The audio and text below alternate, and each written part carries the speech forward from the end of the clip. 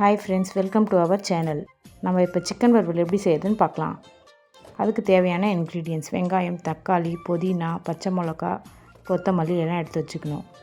சோம்பு, பட்டை, கிராம்பு, மராட்டி முக்கி, இஞ்சி பூண்டு பேஸ்ட்டு அரைச்சி எடுத்துக்கோங்க.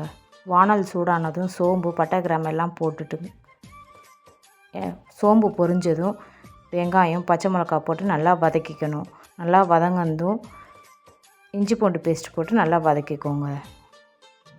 இஞ்சி பூண்டு பேஸ்ட் போட்டு வதக்கந்தும் தக்காளி, புதினா, கொத்தமல்லியே போட்டுக்கோங்க. போட்டு நல்லா வதக்கணும். நல்லா வதங்கந்தும் சிக்கன் போட்டு வதக்கிக்கோங்க. இப்போ நம்ம மசாலா ஐட்டம் ஆட் பண்ணிக்கலாம். 1/4 டீஸ்பூன் மஞ்சத்தூள்,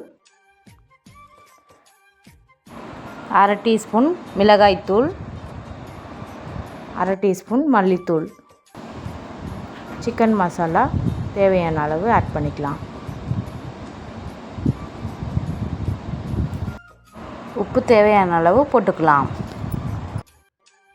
இப்போ நல்லா வதக்கிக்கோங்க. தேவையான அளவு தண்ணி ஊற்றி கொதிக்க விடுங்க. நல்லா சிக்கன் கிரேவி கொதிக்கணும். கொதித்ததும் அதுக்கப்புறமா சிக்கன் வறுவல் நல்லா வதங்கிடுச்சு, கொத்தமல்லி போட்டுக்கலாம். சுவையான சிக்கன் வறுவல் ரெடி.